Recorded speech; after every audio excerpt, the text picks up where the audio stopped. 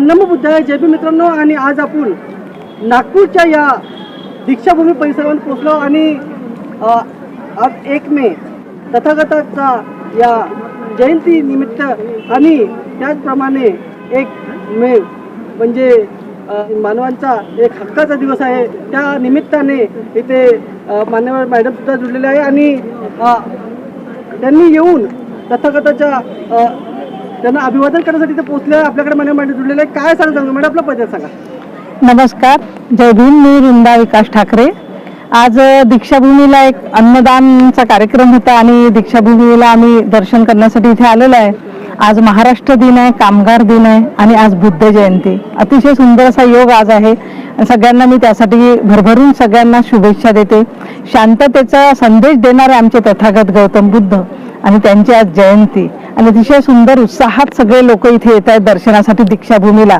त्यातही आम्ही आलेलो आहोत इथे दीक्षाभूमीला. तर मला एकच सांगायचं आहे की सर्व धर्म समभावाचं जे आहे ते अतिशय व्हायरल व्हायला पाहिजे. सगळ्या समाजामध्ये ही प्रेरणा मिळायला पाहिजे की सर्व धर्म समभाव.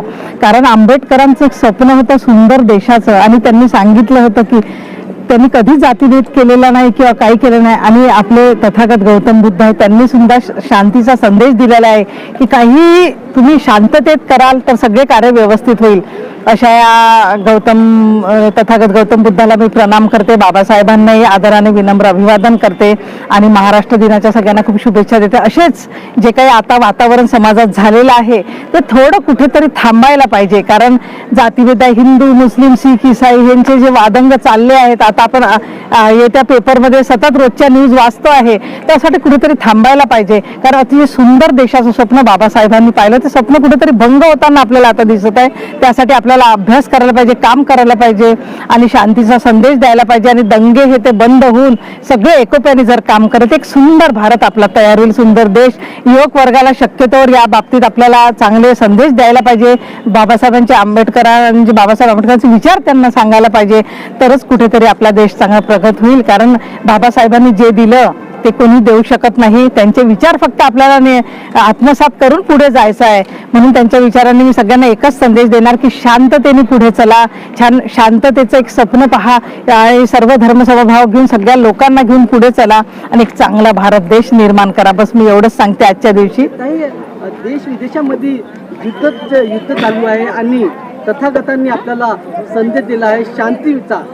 या शांतीच्या मार्गाने चालला तर या युद्ध होणार नाही आणि मानवताचा हा धम्म सुद्धा आपल्याला वाढवण्यासाठी तुम्ही काय सांगणार? देश विदेशामध्ये युद्ध चालू होतं, काय युद्ध चालू होतं हे याचं मेन कारण काय की एखादी हिंसक प्रवृत्ती जी झाली आहे. आता काही लोक आहेत जे की त्यांना शांतता नको असते, त्यांना कुठेतरी वादविवाद करून काहीतरी असं भंग करण्याचा प्रयत्न करण्यात येतो.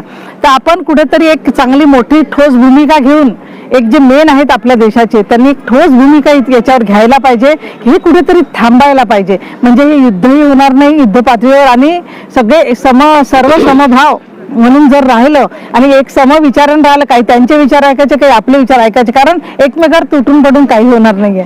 म्हणून समविचारण जर चाललं तर एक चांगलं शांती इथे राहील आणि शांतीचा संदेश तथागत गौतम बुद्धांना असं मी म्हणते. मानव मॅडम म्हटलं आहे, सांगितलेलं आहे की युद्ध नको बुद्ध हवा हा एक संदेश सुद्धा दिलेला आहे. आणि आज बुद्ध जयंतीच्या निमित्ताने आज तथागताला अभिवादन करण्यासाठी नागपूरच्या या दीक्षाभूमी इथे पोहोचले होते आणि आपल्याकडे मान्यवर मॅडम सुद्धा जुळले. त्यांची प्रतिक्रिया घेऊ, काय सांगू त्यांचं?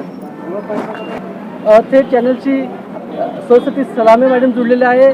त्या सुद्धा या तथागताला अभिवादन करण्यासाठी इथे पोहोचले आहे. त्यांच्या जयंतीनिमित्त इथे हजारो संख्येने लोक त्यांना अभिवादन करण्यासाठी पोहोचतात. काय सांगणं जाणून घेऊया मॅडम, मला पहिल्या सांगा. मी नगरसेविका सरस्वती सलामे प्रभाग 10 मधून आहे. माहेरची गेडाम मी. तथागत गौतम बुद्ध यांच्या जयंतीनिमित्त हजारोच्या संख्येने दीक्षाभूमीला लोक पोचतात आहे. आज टेम्परेचर 45 असला तरी लोकांमध्ये एक उत्साह आहे. गौतम बुद्धांनी जो संदेश शांततेचा दिलेला आहे ते आपण सगळ्यांनी आत्मसात करायला पाहिजे, कारण आज आवश्यकता आहे त्याची. डॉक्टर बाबासाहेब आंबेडकर यांना मी अभिवादन करते. त्यांनी सुद्धा जे संविधान लिहिलं त्या संविधानामध्ये आज मी तुमच्यासमोर नगरसेविका म्हणून उभी आहे तर डॉक्टर बाबासाहेब आंबेडकरमुळे. अनुसूचित जमाती जातीच्या लोकांना त्यांनी संविधानामध्ये जी जागा दिलेली आहे ती कोणीच देऊ शकलं नसतं. जे भोगलं बाबासाहेब आंबेडकरांनी, त्यांना म्हटलं माझ्या समोरच्या पिढीने भोगायला नको, म्हणून त्यांनी हे संविधानाचं एक उत्तम आपल्या समोर ठेवलं आणि आज त्याचंच एक उदाहरण म्हणून मी तुमच्या समोर उभी आहे. तर गौतम बुद्धांनी जे शांततेचा संदेश दिलेला आहे, तो शांततेचा संदेश, जसं आपण म्हटलेलं आहे की आम्हाला युद्ध नको, बुद्ध पाहिजे,